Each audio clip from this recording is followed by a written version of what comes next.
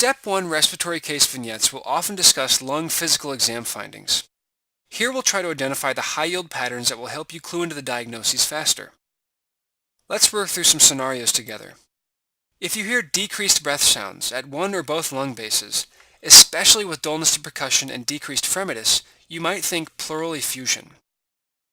Remember that fremitus is a palpable vibration you feel with a low-frequency vocalization. We'll talk more about pleural effusion later on. If you have a similar presentation, but with tracheal deviation towards the affected side, you might expect what condition? Bronchial obstruction, since you get the tracheal deviation as the lung collapses distal to the obstruction. We'll talk more about pneumothorax soon, but this is a situation where you have a collapsed lung. This is really the only condition where you expect to see hyperresonance. The collapsed lung causes a hollow space in the chest cavity. In a spontaneous pneumothorax like this, the trachea tends to deviate towards the side of the collapsed lung. With a tension pneumothorax, the tracheal deviation would be away from the side of the lesion because the trapped air on the side of the collapsed lung pushes the mediastinal structures, like the trachea, to the other side, as you see in this chest x-ray. Finally, if you have increased tactile fremitus, you should be suspicious of pneumonia or another consolidating process. Do you see the right middle lobe pneumonia in this x-ray? What would you expect to hear when you listen to the lungs? Late inspiratory crackles or bronchial breath sounds. Pleural effusions are generally classified as transidative or exudative depending on the underlying process that's causing them. Transidates have a low protein content, or a serum to fluid protein ratio of less than 0.5, and a serum to fluid LDH ratio of less than 0.6 when you examine the pleural fluid. What's the physiologic mechanism for transidative pleural effusions? They happen when either the transcapillary pressure gradient is increased or the serum protein content, and thus the oncotic pressure, is decreased, such as in congestive heart failure, nephrotic syndrome, or hepatic cirrhosis. Exudates, on the other hand, have higher protein content, with a serum to fluid protein ratio of greater than 0.5 and a serum to fluid LDH ratio of greater than 0.6. Now, what drives exudative pulmonary effusions? Well, they occur as a result of processes that affect vascular or capillary permeability, such as malignancy, pneumonia, trauma, and collagen vascular disease. Exudative effusions typically need to be drained due to their increased risk of infection and empyema formation. One other type of exudative effusion worth mentioning is a lymphatic effusion, or a chylothorax. This is typically seen when the thoracic duct is damaged from trauma during cardiothoracic surgery or blocked by malignancy. When you tap the effusion, you typically get a milky white fluid that is high in triglycerides. As we discussed earlier, pneumothorax can present with classic absent breath sounds, hyperresonance, and decreased fremitus. Patients may also have some chest pain and shortness of breath. Usually these patients look very uncomfortable in the ER. Spontaneous pneumothorax typically occurs in tall, thin, young males who have these apical blebs that pop out who are otherwise healthy. So why does this happen? Well, no one's sure, but it's thought to be related to increased shear forces in the apex during respiration, causing accumulation of air in the pleural space. There are some causes of familial pneumothorax, especially with Marfan syndrome, Ehlers-Danlos syndrome, and homocystinuria. Another type includes traumatic or iatrogenic pneumothorax. You can probably guess what's going on here. The causes here include any trauma or injury to the chest, like from a car accident or a knife wound. Now, how can you, as the doctor or future doctor, also cause a pneumothorax? Well, it can happen when you try and place a central line, biopsy the lung, or put the patient on mechanical ventilation.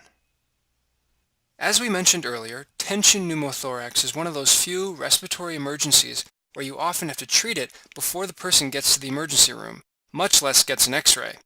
Now, this usually starts as a traumatic or iatrogenic pneumothorax where the air enters the pleural cavity but can't exit because of a one-way valve mechanism. When too much air gets trapped, it pushes the mediastinal structures, like the trachea, to the other side, as you can see here. These patients can be in severe respiratory distress that evolves to hypoxia, hypotension, and cardiovascular collapse, in addition to absent breath sounds and hyperresonance. Now, if the patient's in severe distress or looks unstable, what would you do next? Well, you have to do a needle decompression immediately, even before you can confirm the diagnosis. So if they ask you on boards, reach for the needle first, then get the chest x-ray later. Flash quiz.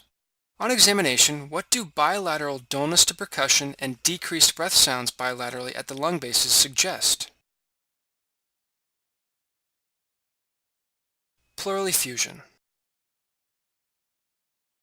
Anatomically, you can think of infectious pneumonia as lobar, bronchopneumonia, or interstitial pneumonia. Lobar pneumonia is characterized by an intraalveolar exudate that leads to consolidation, potentially of an entire lung. Do you recall the most common organisms in the outpatient setting from microbiology? Correct. Strep pneumo and occasionally Klebsiella. Here's an example of a lobar pneumonia in the right lung. Do you know what lobe it's in? Well, it's not in the right lower lobe because you can clearly see the right hemidiaphragm. So is it in the upper or middle lobe? Well, it's the right middle lobe. It's an example of that right middle lobe lobar pneumonia that you may remember from the anatomy part of the respiratory lecture. Bronchopneumonia is characterized by acute inflammatory infiltrates from the bronchioles that extend into adjacent alveoli. Now, typically you see patchy infiltrates on chest x-ray that involves more than one lobe. Here's a histology image showing neutrophilic infiltration into the alveolar spaces. Strep pneumo, Staph aureus, H. influenza, and Klebsiella are some of the typical bugs that can cause bronchopneumonia. Now, when do you expect to see staph pneumonia? You're typically going to find this as a complication of the flu or a viral pneumonia. You'll see it in IV drug users, hospitalized patients, old folks, and folks with chronic lung disease like COPD. Now, where do you find H. influenza pneumonia? Well, usually in babies and young children. You can also see it in adults with COPD and other chronic lung diseases. What about Klebsiella pneumonia? Think diabetics, alcoholics, and the elderly, basically immunocompromised people. Remember, of course, the red currant jelly sputum that you might read about. I would also throw in Moraxella catarrhalis, which you can see in the elderly and patients with COPD. Finally, it's worth mentioning a few specific bronchopneumonia types like aspiration pneumonia. Now, what types of bugs would you expect to find in aspiration pneumonia? Well, because it's aspiration, you'll probably see gram-positive or gram-negative anaerobes from the mouth. The pneumonia will also be located in the more dependent segments of the lung. Also, there's a ventilator-associated pneumonia, which is something we often see in intubated patients. Now, this is a bronchopneumonia frequently caused by staph, as I mentioned, and also Pseudomonas aeruginosa. See our microbiology section for more on these individual bugs. Now, when you have a patient with a non-productive cough, with fever and shortness of breath, you may want to think about an interstitial or atypical pneumonia, which is commonly caused by viruses, mycoplasma, Legionella, and chlamydia. Mycoplasma in particular tends to occur in what populations? Correct, older children and young adults. As you can see here on chest x-ray, you tend to see a diffuse, patchy inflammation localized to the interstitial areas at the alveolar walls. You often hear this pneumonia referred to as a walking pneumonia. Now, why is it called a walking pneumonia? That's because it tends to have a more indolent course than other types of pneumonia. Now, Legionella is a gram-negative rod that's associated with what? Aerosol from contaminated water sources, including cooling towers and large air conditioning systems. It causes, of course, Legionnaire's disease. Now, what is the milder flu-like form called? Well, that's called Pontiac fever. Legionnaires can be deadly if not treated with macrolide or quinolone. Here's a silver stain of some lung tissue in someone with fatal Legionnaire's disease. The dark specks are all Legionella pneumophilia bacteria. Chlamydophilia pneumonia is a common cause of community-acquired pneumonia. But what if I told you that a patient working at a pet store comes to you with signs of atypical pneumonia?